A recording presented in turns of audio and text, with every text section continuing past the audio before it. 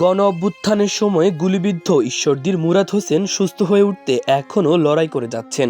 এই যুবক থাইল্যান্ডের ব্যাংককের ভেজথানি হাসপাতালে চিকিৎসাধীন। মুখে হালকা শব্দ ফুটলেও শরীরে নিয়ন্ত্রণ ফিরে পেতে তাকে অপেক্ষা করতে হবে আরও দীর্ঘ সময়। চিকিৎসকদের মতে স্বাভাবিকভাবে পায়ে ভর দিয়ে দাঁড়াতে হলে অন্তত 1 বছর সময় লাগবে।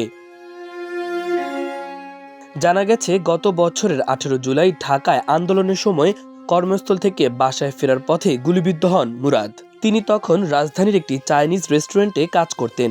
গুলিবিদ্ধ হওয়ার পর মুরাদকে ভর্তি করা হয় ঢাকার national institute of neuroscience and হসপিটালের আইসিইউতে। গলা ও স্পাইনাল কর্ডে গুলিবিদ্ধ হয়ে টানা 4 মাস অচেতন ছিলেন। পরে তাকে পোস্ট অপারেটিভ ইউনিটে স্থানান্তর করা হয়। সেখানেই শরীর থেকে বের করা হয় 2টি গুলি। এরপর থেকেই তার শরীর প্যারালাইজড হয়ে পড়ে।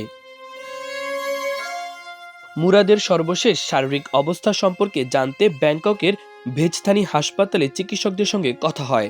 তারা জানান, এখন মুরাদ কাশি দিয়ে নিজেই কফ বের করতে পারছেন, খাবার খেতে পারছেন নার্সদের সহায়তায়।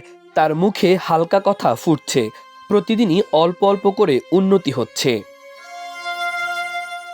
মুরাদের চিকিৎসার দায়িত্বে থাকা চিকিৎসক মিস্টার পাট্রা ক্রোসান্ট জানান, তার স্পাইনাল কর্ডে জটিল সমস্যা রয়েছে। তা পুরোপুরি সেরে উঠতে 6 থেকে 8 মাস লাগবে।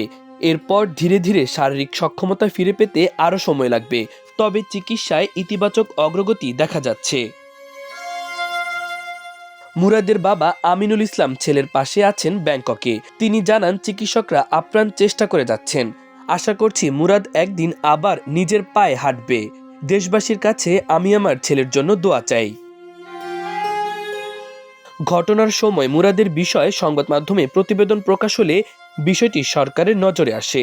ঈশ্বরদী উপজেলা নির্বাহী কর্মকর্তা সুবীর কুমার দাস বলেন, মুরাদের চিকিৎসার বিষয়ে আমরা ঊর্ধ্বতন কর্তৃপক্ষকে জানাই। পরে সরকারিভাবে গত 20 নভেম্বর মুরাদকে ব্যাংককে পাঠানো হয়।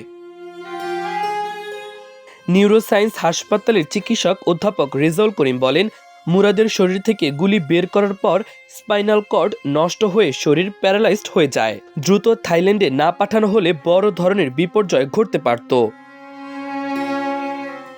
মুরাদের স্ত্রী মহুয়া মার্জিয়া রানী বলেন, সংসার চালানো এবং 2 সন্তানের পড়ালেখা চালিয়ে নেওয়া এখন আমার জন্য অসম্ভব হয়ে পড়েছে। তবুও আশায় বুক বেঁধে আছি, মুরাদ যদি প্রাণে বেঁচে সুস্থ হয়ে ফিরে আসে। মাল্টিমিডিয়া ডেস্ক, আমার দেশ।